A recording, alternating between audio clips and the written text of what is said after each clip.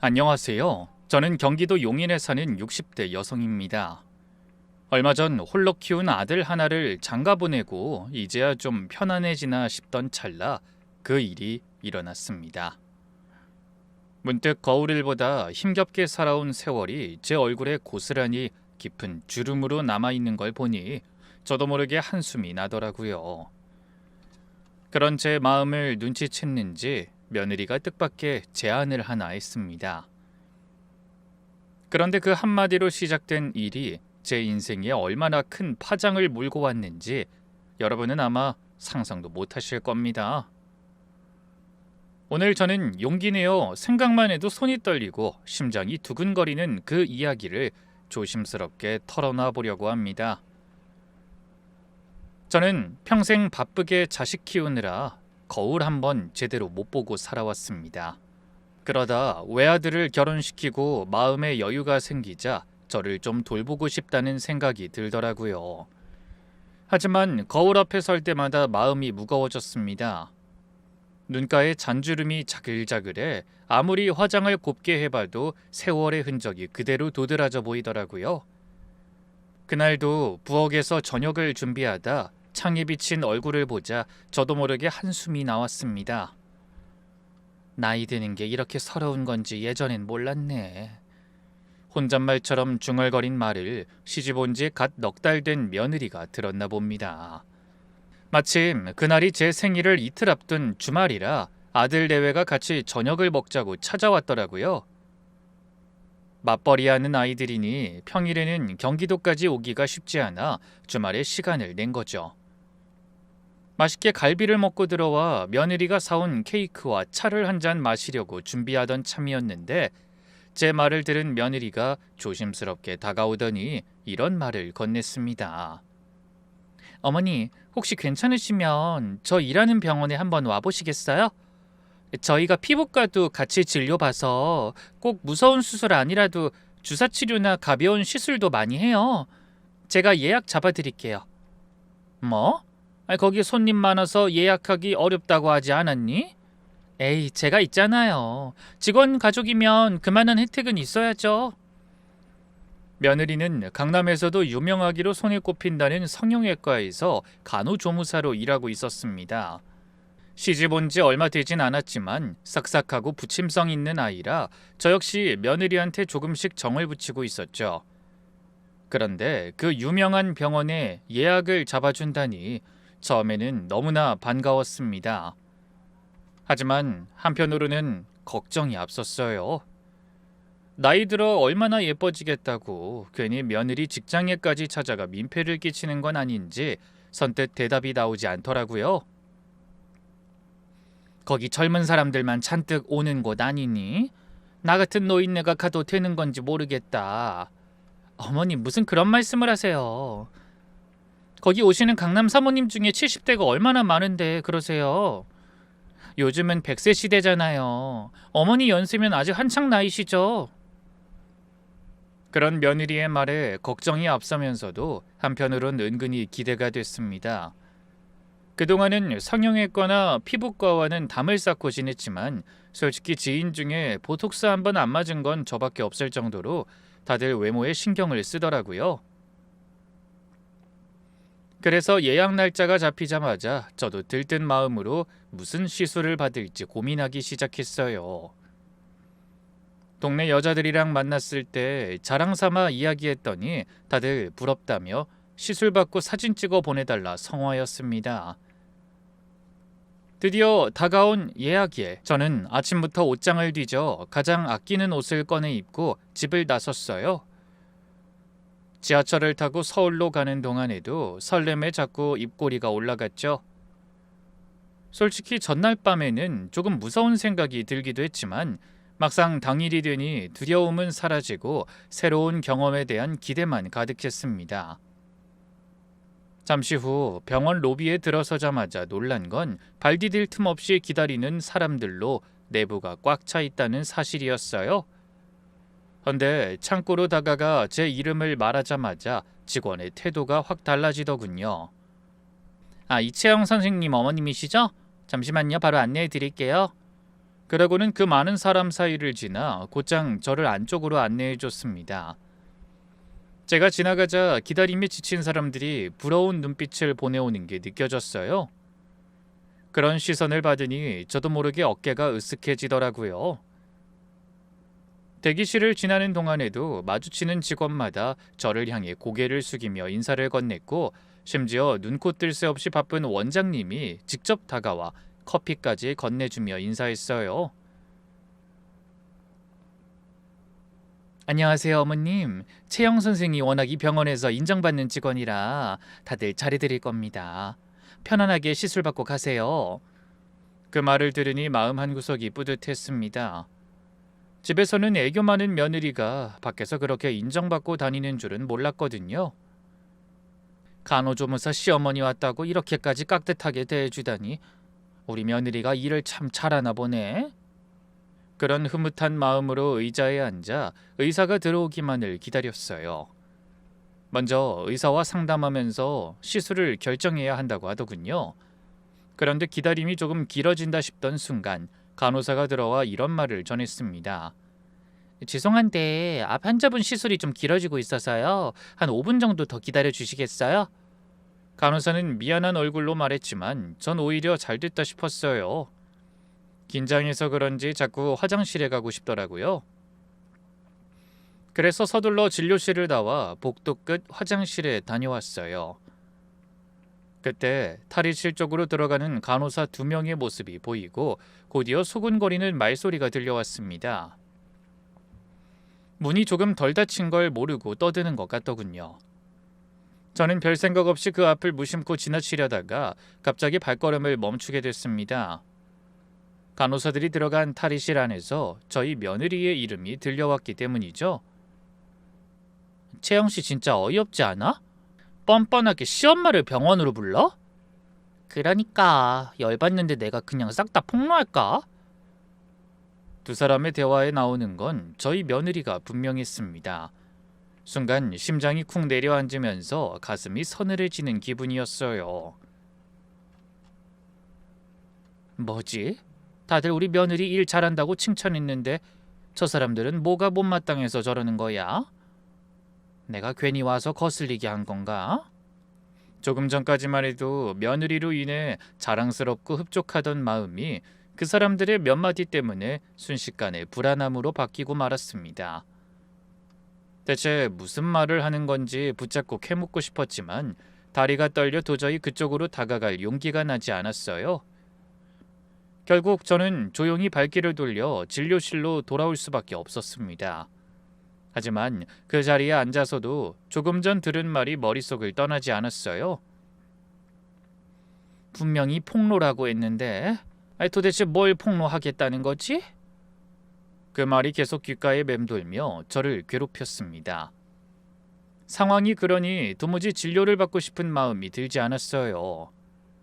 속이 시끄러 죽겠는데 좋다고 보톡스나 맞고 앉아있을 기분이 아니었던 거죠. 조금 전까지 들떠있던 마음은 온데간데 없고 머리도 지끈지끈 아파오기 시작했습니다. 저는 어쩔 수 없이 다시 진료실을 나와 지나는 간호사에게 다가가 힘없이 입을 열었어요. 저기 죄송한데 제가 머리가 너무 아파서 아무래도 오늘은 안 되겠네요. 다음에 다시 올게요.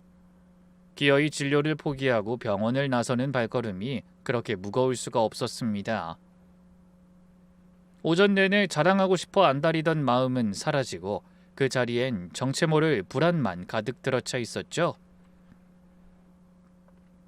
집으로 돌아오는 지하철 안에서도 창밖 풍경은 하나도 눈에 들어오지 않고 머릿속은 온통 그 두 사람의 대화로 꽉 차 있었습니다. 뻔뻔하다는 말과 폭로하겠다는 말이 아무 이유 없이 나올 말은 아닌 것 같았어요. 곱씹으면 곱씹을수록 며느리가 뭔가 큰 잘못을 저질렀을지 모른다는 생각만 깊어지더라고요. 혹시 다른 직원이랑 다툼이라도 있었던 건가? 아니면 뭐 환자한테 큰 실수를 했나? 그날 밤 저는 좀처럼 잠을 이루지 못했어요. 저녁을 먹는 둥 마는 둥 대충 치우고 텔레비전 앞에 앉았지만 화면 속 내용이 머리에 하나도 들어오지 않았습니다. 그때 며느리에게서 연락이 왔더군요. 저는 애써 아무렇지 않은 척 목소리를 가다듬고 전화를 받았어요. 어머니, 오늘 왜 시술 안 받고 가셨어요? 두통이 심하셨어요? 그래, 뭐 갈 땐 괜찮더니 긴장해서 그런지 머리가 너무 아프더라. 미안하다. 네가 신경 써서 예약해줬는데. 아니에요, 어머니. 아프신 건데 어쩔 수 없죠. 예약은 언제든 제가 다시 잡아드릴 테니까 신경 쓰지 마세요. 그나저나 두통은요? 아직도 많이 안 좋으세요? 아니다. 집에 와서 좀 누워 있었더니 괜찮아. 나중에라도 다시 가고 싶어지면 내가 미리 말아마. 고맙다. 그렇게 대충 얘기를 마무리하고 전화를 끊었어요. 맘 같아서는 당장 낮에 있었던 일을 털어놓고 그런 말을 듣는 이유를 따지고 싶었습니다. 하지만 괜히 말을 잘못 옮겼다가 며느리와 간호사들 사이에 문제라도 일으키게 될까봐 겁이 났어요. 아니 어쩌면 제가 잘못 들은 것이기를 별일 아니기를 바라는 마음이 더 커서 그냥 넘어가고 싶었는지도 모르겠습니다. 그렇게 뒤척이던 저는 결국 뜬 눈으로 날이 밝아오는 것을 지켜봐야 했어요. 열심히 일해 직장에서 인정받는 줄 알았던 며느리에게 대체 무슨 비밀이 있는 건지 너무나 궁금하고 불안해 견딜 수가 없었죠. 그날 이후로 저는 하루하루가 살얼음판을 걷는 기분이었습니다. 겉으로는 아무렇지 않은 척 지냈지만 며느리 생각만 하면 그날 병원 탈의실에서 들은 말이 자꾸 떠올라 속이 시끄러웠어요. 며느리가 전화해서 살갑게 안부를 물어도 예전처럼 마냥 고맙게만 느껴지지 않았습니다. 자꾸만 그 아이의 웃음 뒤에 뭔가 숨겨진 게 있는 건 아닐까 하는 의심이 스멀스멀 피어올랐죠. 그대로는 안 되겠다는 생각이 들어 며칠 뒤 아들에게 다른 일 때문에 전화한 척 연락해서 이런저런 말을 한 뒤 넌지시 며느리 얘기를 꺼내봤습니다. 요즘 채영이는 어떻게 지내니? 별일 없지? 그럼 잘 지내지. 갑자기 채영이는 왜? 요즘 자주 통화하지 않았어요? 아니 그냥 회사는 잘 다니나 해서. 요즘 회사에서 무슨 스트레스 받는 일은 없나 싶고. 에이, 채영이 병원에서 완전 인정받고 있어. 엄마도 전에 가서 다 보셨다면서. 채영이 없으면 그 병원이 안 돌아가는지 일요일에도 원장님이 직접 전화를 자주 해. 그래? 아니 그렇게 유명한 병원이 무슨 간호조무사한테 그래. 거기 의사도 더 있고 간호사도 엄청 많던데. 그 대답에 저는 더 이상 아무것도 캐묻지 못하고 그냥 전화를 끊었습니다. 아들 역시 제가 병원에 처음 가서 보고 들은 것처럼 며느리가 인정받고 있다며 자랑스러워 하더군요. 혹시 아들도 며느리에 대해 모르는 부분이 있는 게 아닐까 하는 의심이 들었지만 아무것도 확실한 게 없는 상황에서 괜히 긁어부스럼 만들까봐 그 이상은 입을 열지 않았습니다. 그리고 며느리와 가장 가까이 지내는 아들이 그렇게까지 며느리를 감싸고 믿는 걸 보니 혹시 제가 괜한 오해를 하는 건 아닐까 하는 생각도 잠깐 들더군요. 원래 여자들 많은 곳에서는 시기나 질투가 난무하고 그래서 뒷말도 많이 나오는 법이니까요. 못난 간호사들이 괜히 일 잘하고 인정받는 간호조무사를 시기하거나 질투해서 괜한 말을 짓거린 건 아닐까 하는 생각이 든 거예요. 하지만 그 역시도 제 짐작일 뿐이라 마음 한구석은 여전히 무거웠습니다. 그 일이 있고 난 후 저는 며느리를 마주칠 때마다 예전처럼 편하게 웃어주지 못하는 저 자신을 발견하고 혼자 씁쓸함을 삼켜야 했죠. 그러던 어느 날 오랜만에 계모임을 하고 몇몇 사람들과 백화점 구경을 하게 됐어요.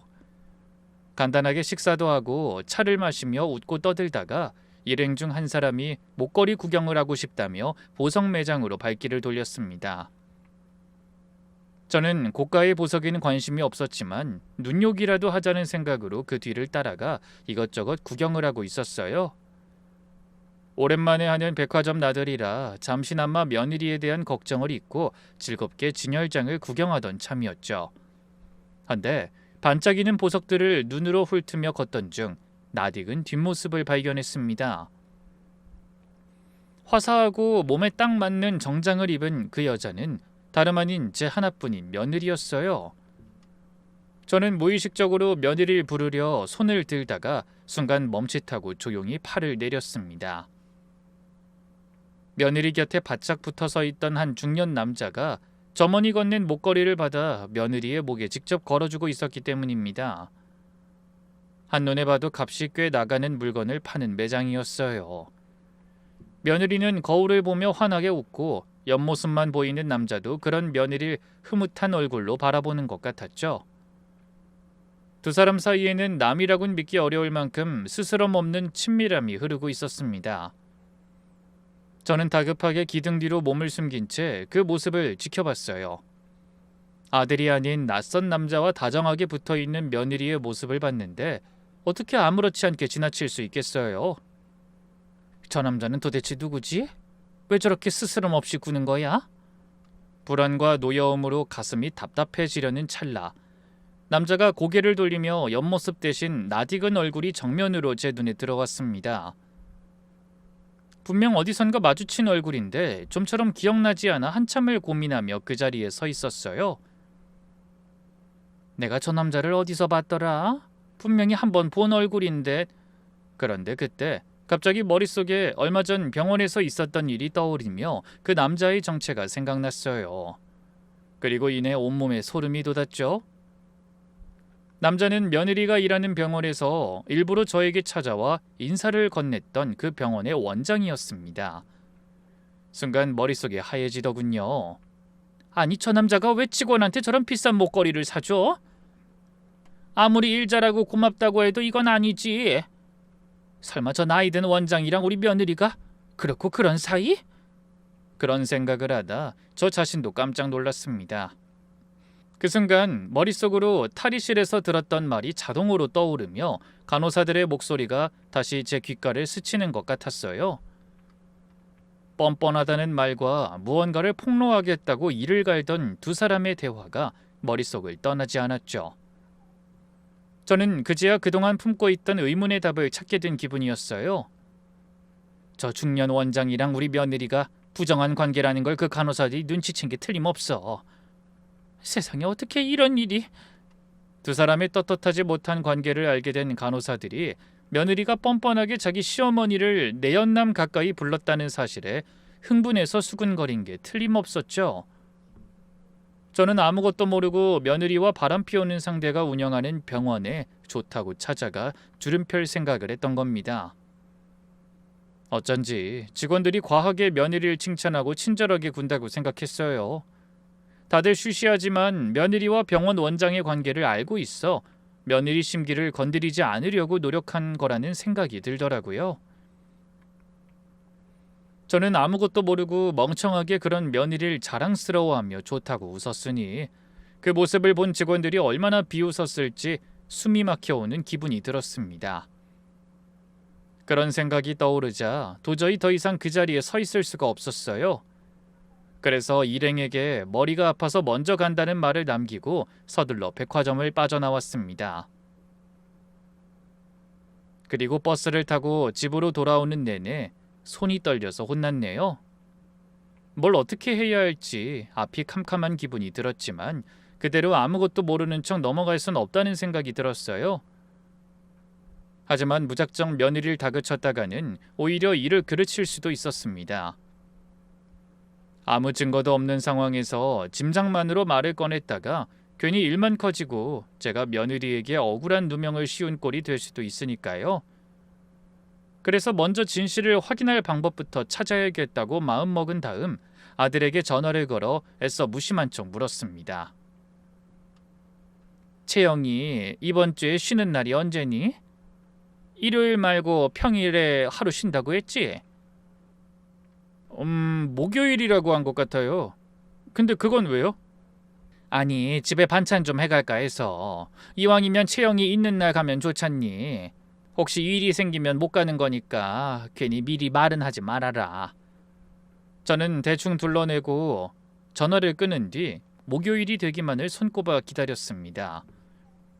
그 며칠 사이에도 마음은 좀처럼 진정되지 않았고 며느리와 통화할 때면 아무 일 없는 척 연기하느라 진땀을 흘려야 했어요. 드디어 며느리가 쉬는 날이 다가왔습니다. 저는 아무에게도 알리지 않고 혼자 병원으로 향했어요. 그리고 건물 입구 한쪽에 놓인 의자에 앉아 지난번 탈의실로 들어가던 간호사들이 나오기만을 기다렸습니다. 오가는 사람들 눈치를 살피며 2시간 가까이 앉아 있으려니 다리가 저려왔지만 물러설 순 없었어요. 그러다 점심시간이 되어 낯익은 얼굴과 귀에 익은 목소리의 주인공들이 간호사 유니폼을 입고 식사를 하러 나가는 모습이 보였습니다.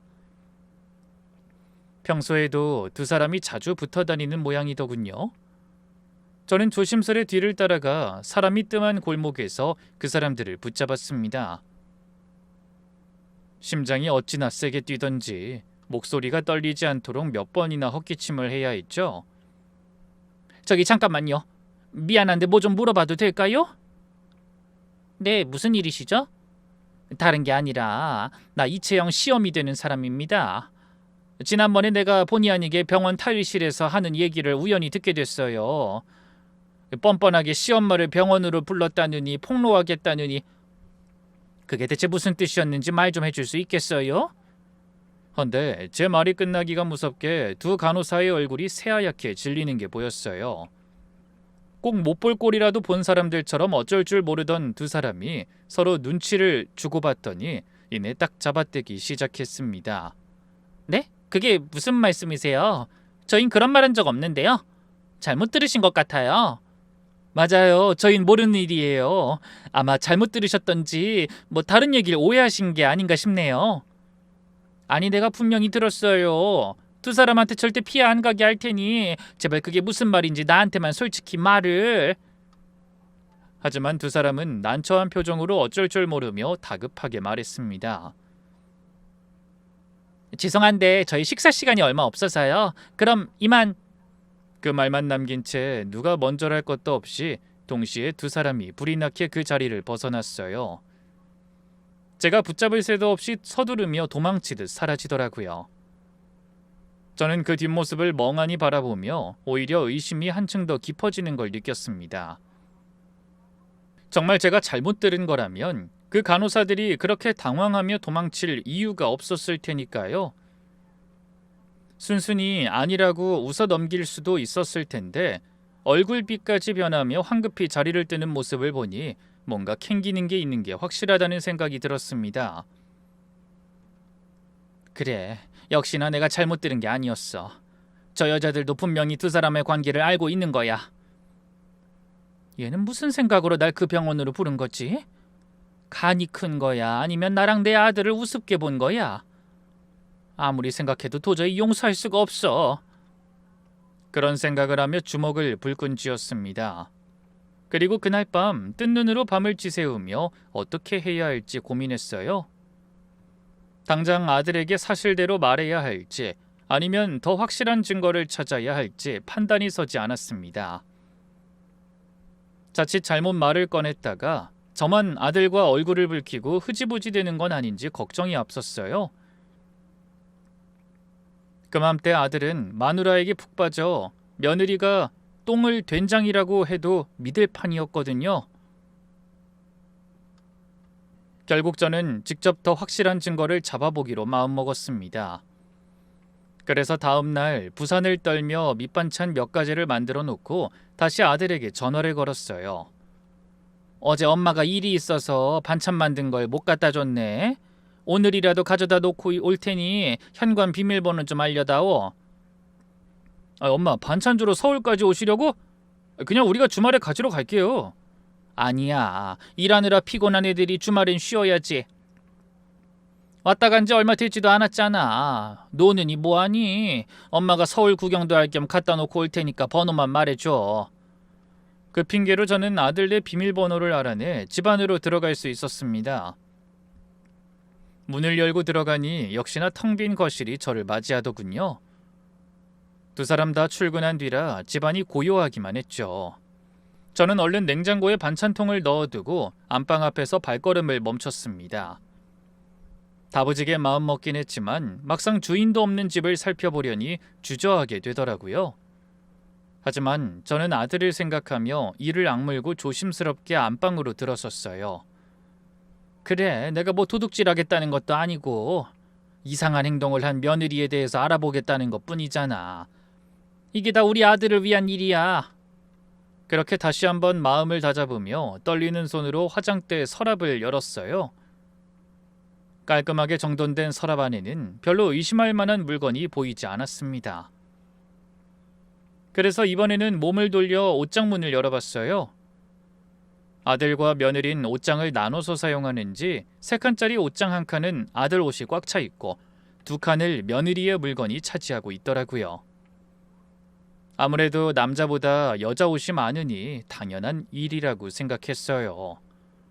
그런데 며느리 옷장을 살펴보던 제 눈에 꽤 크기가 큰 여행 가방 하나가 떡하니 자리를 차지하고 있는 게 보였습니다. 그 순간 저는 무언가에 홀린 사람처럼 손을 뻗어 가방의 지퍼를 열었어요. 그리고 가방 안에 두툼한 봉투 수십 개가 차곡차곡 쌓여 있는 것과 반짝이는 보석 상자, 아직 상표도 뜯지 않은 명품 가방과 구두 여러 개가 들어있는 걸 보고 말았습니다. 한낱 젊은 간호조무사의 월급으로는 도저히 감당할 수 없어 보이는 값비싼 물건들이 한가득이었죠. 저는 손가락 하나 까딱할 수 없을 만큼 기운이 쏙 빠지고 눈앞이 아득해지는 기분이었어요. 이게 다 뭐야? 너 내 아들 두고 대체 무슨 짓을 하고 다니는 거니, 채영아? 가방 속의 물건들을 눈으로 확인하는 순간 저의 의심은 확신으로 바뀌었습니다. 저는 이를 갈며 떨리는 손으로 가방을 원래대로 정리해놨어요. 그런 다음 망설임 없이 아들네 집을 나와 며느리가 다니는 병원으로 향했습니다. 이제는 직접 제 눈으로 며느리가 바람 피우는 현장을 확인하는 것 말고는 다른 방법이 없다는 결론에 다다른 겁니다. 하지만 택시를 잡아타고 병원으로 향하는 동안에도 저는 몇 번이나 입술을 깨물며 고민을 거듭했어요. 솔직히 겁이 안 난다면 거짓말이었지만 그렇다고 아무것도 하지 않고 그대로 넘어가기엔 이미 너무 많은 걸 보고 들은 뒤였죠. 잠시 후 병원에 도착했을 때는 이미 해가 저물고 난 뒤였습니다. 서둘러 온 게 무색하게 병원 문은 굳게 닫혀 있더군요. 그래서 불 꺼진 병원 내부를 들여다보며 한숨만 쉬었습니다. 마음만 앞서 시간을 확인하지 못하고 달려온 제 탓이었죠. 그 순간 팽팽하게 조여오던 긴장감이 갑자기 풀리며 서글픈 마음이 몰려와 눈시울이 붉어졌습니다. 이 나이에 이게 무슨 짓이야? 다른 사람도 아니고 내가 바람 피우는 며느리 뒤낚이하고 다니다니.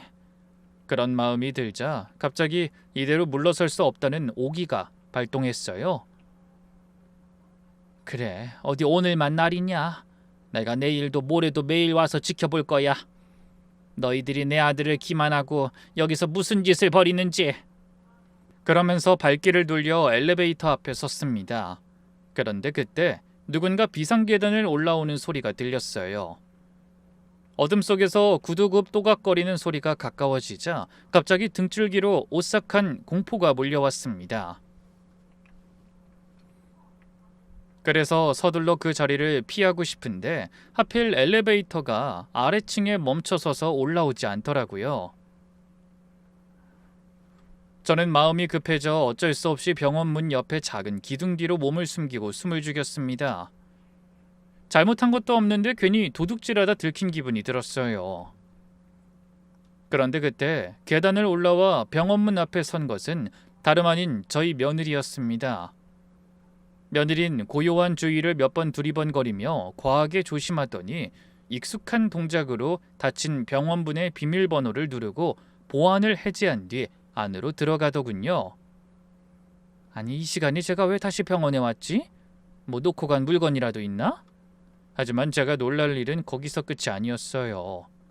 아래층에 멈춰서 있던 엘리베이터가 병원이 있는 층에 도착하더니 안에서 낯익은 중년 남자가 내려 문을 열고 안으로 들어간 겁니다. 저는 너무 놀라서 입을 틀어막은 채 온몸을 부들부들 떨었어요. 야심한 시각. 모두가 퇴근해 아무도 없는 병원에 저희 며느리와 중년 원장이 약속이라도 한 듯 단둘만 있게 된 거예요. 저는 두 사람이 들어간 병원을 바라보며 발만 동동 굴렸습니다. 저도 따라서 안으로 들어가자니 용기가 나지 않았고, 그렇다고 두 사람만 놔두고 태평하게 집으로 돌아가자니 발걸음이 떨어지지 않았습니다. 결국 저는 그곳에서 얼음처럼 굳은 채 한참을 서 있기만 했어요. 1분 1초가 100년은 되는 것처럼 길고 끔찍하더군요. 그렇게 얼마나 시간이 흘렀을까요? 다리가 아파오고 가슴이 답답해질 무렵 드디어 병원 안에서 인기척이 느껴졌습니다. 저는 아픈 다리를 억지로 끌며 다시 기둥 뒤로 몸을 숨겼어요. 잠시 후 문이 열리며 안으로 들어갔던 며느리와 병원 원장이 나란히 밖으로 걸어 나왔습니다. 역시나 두 사람 외에 다른 일행은 아무도 없었어요. 이 시간까지 아무도 없는 병원에 돌아와서 뭐 하는 짓들이지? 차라리 모텔로 갈 것이지, 간도 크게 왜 하필 직장에서 저런 짓을... 미친 것들. 그런 생각을 하며 이를 갈았습니다. 밀려오는 분노를 참을 수 없어 가슴이 쿵쾅거리며 손끝이 떨려왔죠. 제가 소리도 내지 못하고 씩씩거리는 사이 두 사람은 다시 문을 잠그고 나란히 엘리베이터를 타고 사라져버렸습니다. 그리고 그제야 저는 머리를 치며 탄식했어요. 아차, 휴대폰으로 사진이라도 찍어둬야 하는 건데, 아유 멍청하게. 도저히 그냥 넘어갈 수 없는 상황을 목격하고도 증거 하나 남기지 못했다는 자책 때문에 저 자신이 원망스러웠습니다. 하지만 이미 놓쳐버린 순간을 되돌릴 수도 없으니 어쩔 수 없는 일이었죠. 결국 저는 무거운 발걸음을 옮겨 집으로 향했지만 돌아와서도 역시 잠 한숨 잘 수가 없었습니다. 그러면서 주먹을 불끈 쥐고 또다시 다짐했어요. 내일은 반드시 확실한 증거를 손에 놓고 말 거야. 두고 보자, 이 양심 없는 것들아. 그래서 다음 날 피가 마르는 것 같은 하루를 보낸 뒤 저는 다시 문제의 병원으로 향했습니다. 전날과 비슷한 시각, 날이 어둑어둑해지는 시간에 도착해 병원 건물 맞은편 카페에 자리를 잡고 상황을 지켜봤어요. 7시가 좀 지나자 직원들이 퇴근하는지 낯익은 얼굴들이 웃으며 밖으로 걸어 나왔습니다. 몇몇 사람은 병원 앞에 주차해 놓은 차를 타고 몇몇은 걸어서 버스 정류장으로 향하더군요. 저는 자연스럽게 바쁘게 걸어가는 며느리의 뒷모습을 눈으로 쫓았습니다. 멀쩡히 퇴근하는 것 같은 모습이지만 이내 얼마 후면 다시 병원으로 돌아올 거라는 걸 알고 있었죠. 모든 직원이 떠난 뒤 병원이 있는 층이 다시 어둠에 쌓이는 게 보였습니다. 그런데 계속 긴장하며 잠을 못 자서 그런지 나른한 음악이 들려오자 눈꺼풀이 자꾸만 아래로 내려갔어요. 하지만 그때 며느리와 원장이 아무도 없는 병원에서 나란히 걸어 나오던 장면이 떠올라 정신이 번쩍 들었죠. 그래서 정신을 차리려 노력하며 손가락이 아플 정도로 휴대폰을 꼭 쥐고 이번엔 절대로 놓치지 않겠다고 몇 번이나 다짐했습니다. 그렇게 얼마나 시간이 흘렀는지 모를 때쯤 멀리서 다시 병원을 향해 걸어오는 며느리의 모습이 보이더군요. 그리고 잠시 후에 또 고급 외제차 한 대가 병원 앞에 멈춰서더니 안에서 익숙한 중년 남자가 내려 건물 안으로 들어섰습니다. 저도 서둘러 그 둘을 따라 들어가려고 일어서는데 그때 생각지 못한 일이 일어났어요. 화려한 옷차림을 하고 한눈에도 값비싸 보이는 명품 가방을 든 중년 여자 하나가 병원 앞에 나타난 겁니다. 걸음걸이며 옷매무새가 예사롭지 않은 누가 봐도 부유한 티가 물씬 나는 여자였어요. 그 여자가 서둘러 병원 건물로 들어서는 모습을 보고 저도 걸음을 재촉해 그 뒤를 따라갔습니다. 그리고 숨이 차는 것도 잊은 채 병원이 있는 3층까지 단숨에 걸어 올라갔죠. 그랬더니 조금 전에 본 그 중년 여자가 불 꺼진 병원 문 앞에 서서 조심스레 주변을 두리번거리고 있더라고요. 제가 숨죽이고 바라보자 여자가 조심스럽게 병원 안으로 미끄러지듯 들어갔습니다. 저 사람은 또 누구야? 직원 같진 않은데 여긴 왜 온 거지? 문이 열린 걸 알고 들어간 것 같은데. 호기심과 불안이 뒤섞인 채 저는 여자를 따라 병원 안으로 들어갔어요.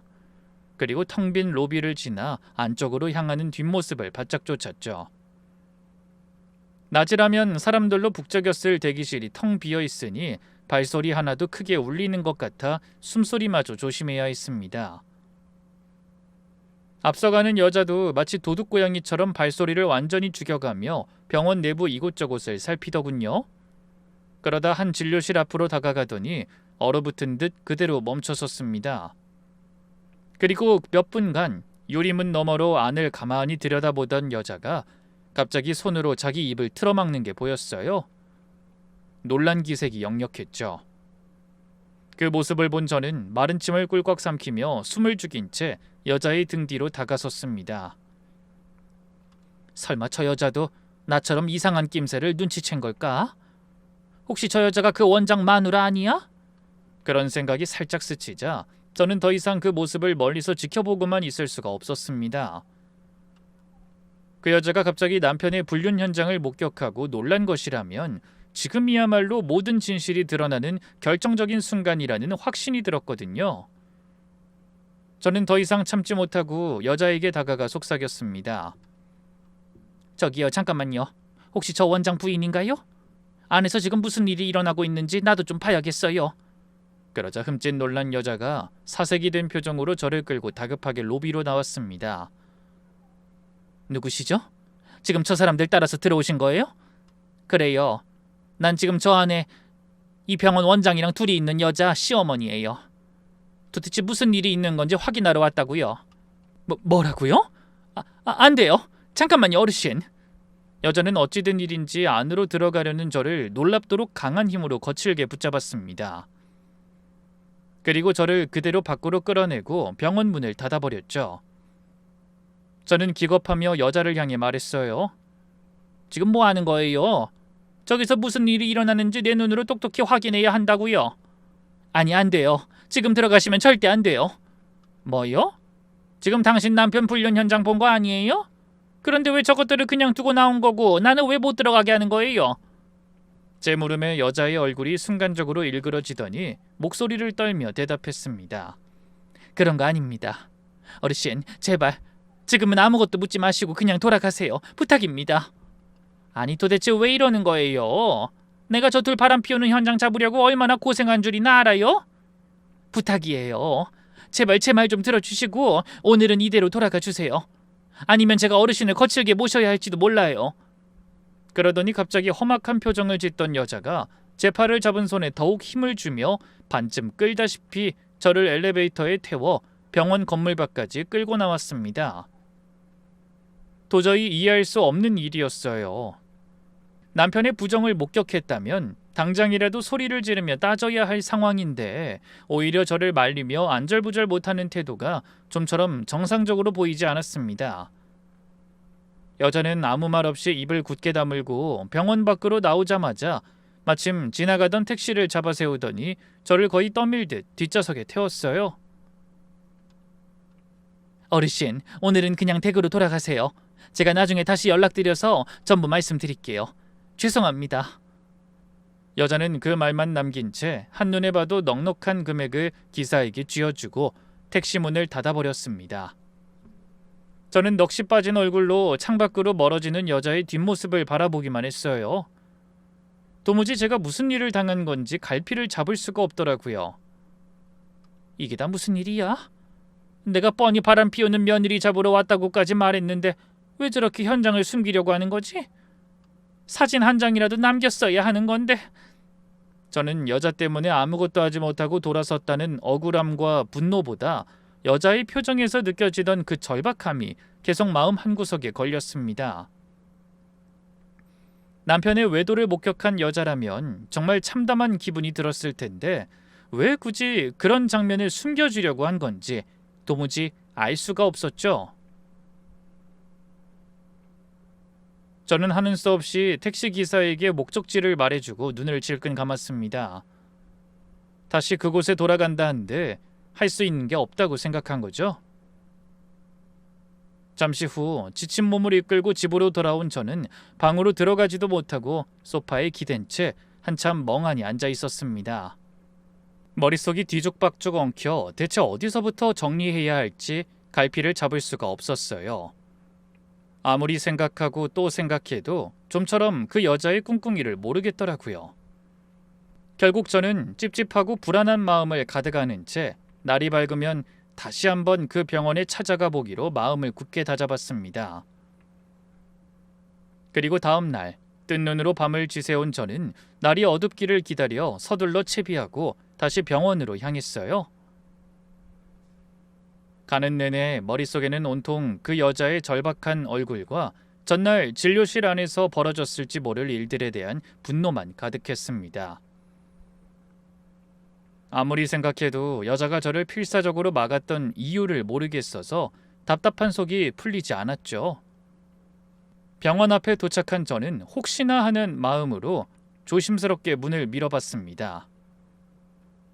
역시나 전날과 같이 문이 스르르 소리 없이 열리더라고요.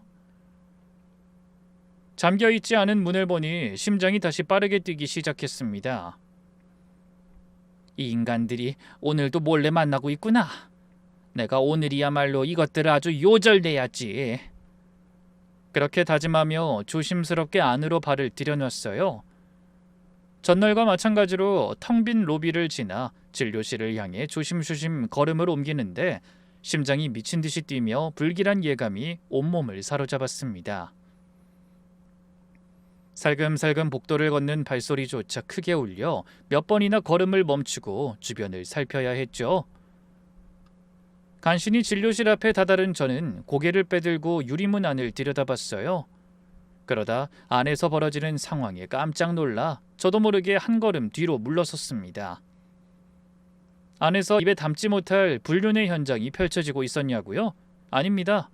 제가 상상한 것과는 너무나도 다른 사건이 일어나고 있었어요. 진료실 안에는 며느리와 그 원장만 있는 게 아니었습니다. 처음 보는 낯선 남자가 둘이나 더 있더라고요.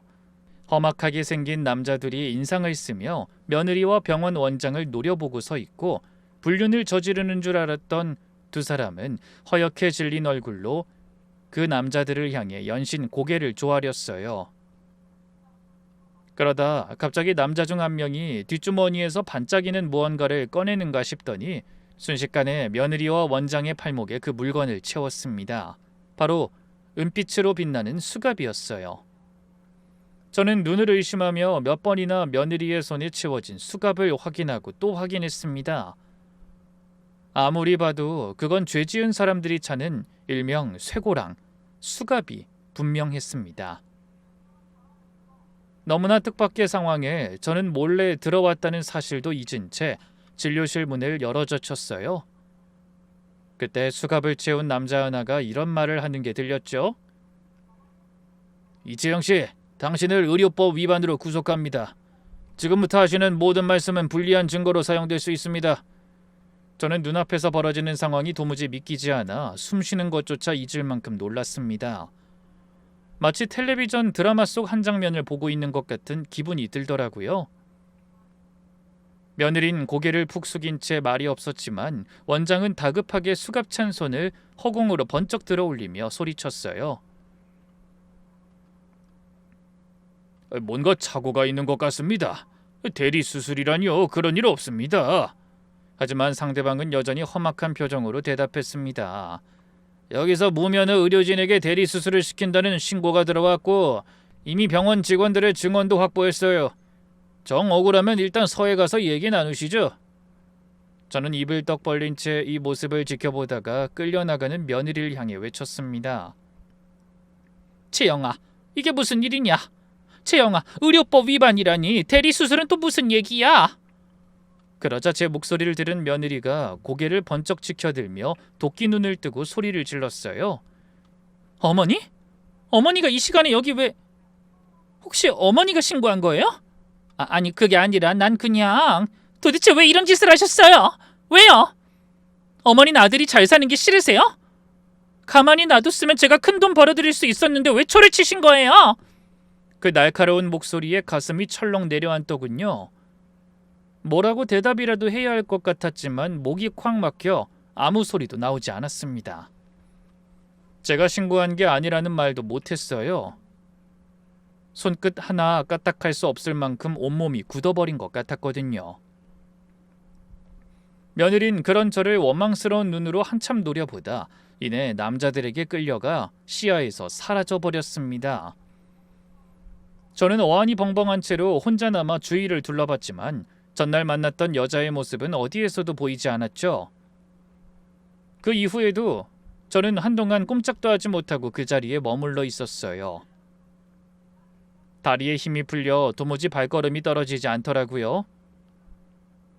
조금 전 눈앞에서 벌어진 일이 꿈인지 생신지 분간이 가지 않을 정도로 정신이 없었거든요.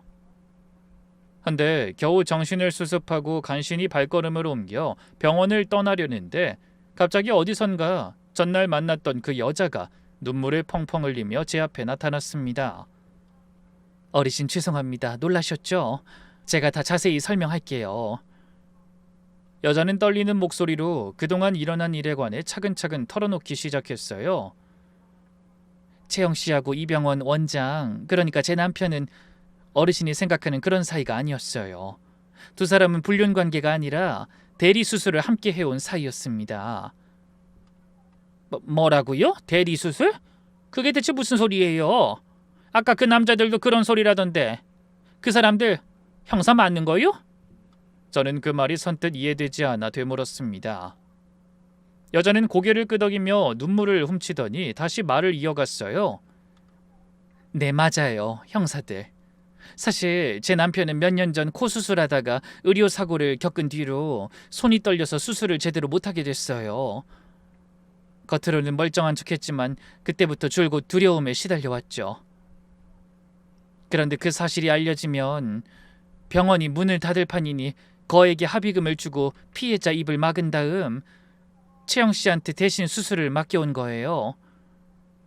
고등학교 졸업하고부터 간호조무사로 일하며 어깨너머로 의료 기술을 익힌 채영 씨가 그때부터 남편을 대신해서 몰래 수술을 집도해온 겁니다. 그 말을 듣는 순간 전 너무 놀라서 손으로 입을 막은 채 비명조차 지르지 못했어요. 얌전하고 싹싹한 줄만 알았던 며느리가 그런 엄청난 일을 벌이고 있었다는 건 꿈에도 상상하지 못한 일이었습니다. 저는 놀란 가슴을 부여잡고 힘겹게 입을 열었어요.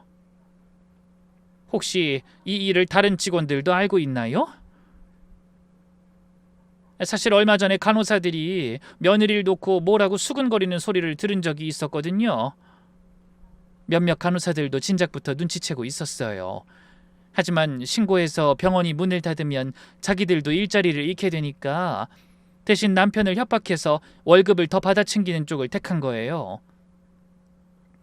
그런데 채영 씨가 점점 자기가 진짜 의사라도 된 것처럼 병원에서 거들먹거리고 남편도 꼼짝 못하면서 해달라는 건 다 들어주니까 그걸 못마땅히 하는 것 같았죠. 정작 신고할 배짱은 없으면서 그런 식으로 뒤에서 속을 풀었던 모양이네요. 그제야 저를 답답하게 했던 모든 의문이 하나씩 풀리는 기분이었습니다. 뻔뻔하다는 말도 폭로하겠다는 말도 며느리의 불륜이 아니라 대리수술에 관한 것이었다는 사실이 밝혀진 거예요. 전혀 예상치 못한 상황에 멍하게 있던 저는 말없이 눈물을 닦아내는 여자를 향해 다시 물었습니다. 그럼 당신은 남편이 이런 짓을 하고 있다는 걸 언제 안 거예요? 저도 감쪽같이 모르고 있다가 얼마 전에 알았어요. 사실 저도 처음엔 어르신처럼 두 사람이 불륜을 의심했어요. 남편 카드값이 자꾸 늘어나는 것 같고 퇴근도 늦어지는 게 아무래도 이상하더라고요. 그래서 사람을 시켜 몰래 뒤를 밟게 했다가 두 사람이 아무도 없는 병원에서 환자 진료 기록을 보면서 수술 이야기를 나눈다는 걸 알게 됐어요. 남편이 채영 씨 기분을 맞춰주려고 명품을 선물하고 문제가 생기지 않게 하려고 수술할 때마다 수고비를 현금으로 주고 있더라고요. 그래서 여기 와본 거예요? 직접 확인하려고? 맞아요. 도저히 믿을 수가 없었는데 두 사람의 모습을 보고 진실을 인정할 수밖에 없었어요. 그 말에 저는 아무런 대꾸조차 할 수 없었습니다. 진료실 유리문 너머를 바라보던 여자가 그토록 놀라며 입을 틀어막았던 이유가 그제야 이해됐죠. 헌데 그 여자가 한창 말하다 말고 갑자기 제 손을 꼭 붙잡으며 간곡히 부탁했습니다. 어르신 부탁이 있어요. 제발 오늘 일을 제가 신고했다는 사실은 아무도 모르게 해주세요. 부탁드립니다. 아니 왜요? 잘못을 저지른 인간들이 나쁜 거지 신고한 사람이 무슨 죄가 있다고. 사실 환자들 안전이 걱정돼서 신고는 해야 했지만 제 손으로 남편을 무너뜨렸다는 건 그 사람이 끝까지 몰랐으면 좋겠어요. 이 일로 남편은 모든 걸 잃게 되겠지만 그래도 저는 그 사람 곁에 남고 싶거든요. 그런데 제가 신고자라는 걸 알면 남편이 절 원망하면서 거부할까 봐 겁이 나요. 네? 아니 이런 짓을 저지른 사람을 감싸주겠다는 거예요? 아니요. 죗값은 달게 받아야죠. 그렇지만 아무리 미워도 제 남편이고 하나뿐인 아이들 아버지예요. 잘못을 뉘우치고 돌아왔을 때 혼자가 아니라는 말을 꼭 해주고 싶어요. 따뜻한 집에서 새 사람이 될 수 있도록 도와주고 싶고요. 그 말에 저도 모르게 코끝이 찡해오더군요. 비록 수술 못하는 사실을 숨기며 비겁하게 살아온 인간이지만 마누라복은 있다는 생각이 들었어요. 그래서 저는 아무 말도 하지 않고 고개를 끄덕이며 여자의 손을 꼭 잡아줬습니다. 상대의 손끝 떨림이 고스란히 저에게도 전해지는 것 같더군요. 알았어요. 그럼 이 일은 내가 신고한 걸로 해둡시다. 당신은 끝까지 아무것도 몰랐던 걸로 해요. 내가 죽을 때까지 비밀로 해줄 테니. 제 말에 여자는 참았던 눈물을 다시 쏟아내며 몇 번이나 고개를 숙였습니다. 저는 그런 여자의 어깨를 가만히 다독여줬죠. 그날 병원을 나선 저는 무거운 발걸음으로 곧장 집이 아닌 아들네 집으로 향했습니다. 곧 며느리가 한 짓을 알게 될 아들이 경찰에 전화를 받고 놀라기 전에 제가 말해주는 게 나을 것 같다는 생각이 들더라고요. 하지만 막상 어떻게 말을 꺼내야 할지 몰라 몇 번이나 고민했습니다. 아무리 생각해봐도 마땅한 말이 떠오르지 않았어요. 초인종을 누르는 손이 떨렸지만 어떻게든 태어난 모습을 보이기 위해 노력했죠. 그래도 문을 연 아들은 단박에 이상함을 눈치챈 듯 했습니다. 엄마, 이 시간에 연락도 없이 무슨 일이에요? 얼굴은 왜 그래? 울었어? 하지만 전 집 안으로 들어서서도 한동안 입을 열지 못하고 조용히 있다가 어렵게 그동안 있었던 일을 털어놓기 시작했습니다. 탈의실에서 들었던 간호사들의 말부터 백화점에서 목격한 장면, 옷장 속 돈봉투, 그리고 병원에서 벌어진 일까지 얘기를 듣던 아들의 얼굴이 점점 창백하게 변해가는 게 보였죠. 그게 진짜예요? 채영이가 대리 수술을 했다고? 난 믿기지가 않아. 그래, 나도 처음엔 그랬어. 근데 내 눈으로 형사들이 채영이 손목에 수갑을 채우는 걸 똑똑히 봤어. 이 두 눈으로 분명히 봤다고.